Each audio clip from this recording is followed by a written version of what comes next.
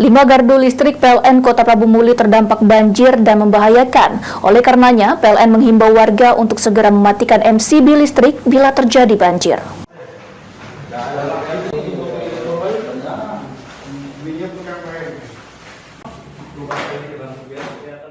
5 gardu listrik PLN Kota Prabu Muli terdampak banjir dan membahayakan, dikarenakan air bisa mengantar arus listrik.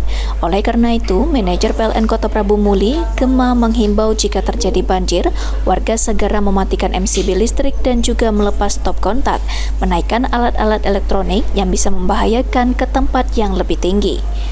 Dirinya juga berharap agar warga langsung melapor ke call center PLN jika ada listrik yang membahayakan karena banjir, agar tim langsung turun ke lapangan untuk menindaklanjuti. Untuk di Prabu Muli, semenjak kejadian pertama itu Pak, ada sekitar 5 gardu yang terdampak banjir. Di mana saja itu?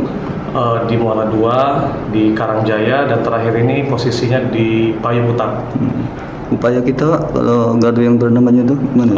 Jadi gini Pak, kami dari pihak PLN ketika terjadi banjir itu tugas utama kami adalah melakukan pengamanan. Jadi kami amankan kondisi yang banjir. Untuk gardunya itu kami padam dulu Pak untuk sementara. Kemudian langkah selanjutnya mungkin kami melakukan penaikan atau meninggikan kas gardu kami agar terhindar dari bahaya ke listrikan Pak. Warga juga bisa melakukan pengaduan melalui aplikasi PLN Mobile atau langsung melaporkan ke kantor PLN Kota Prabu Muli jika ada gardu atau aliran listrik yang terkena banjir. Anggi Perkasa, PAL TV.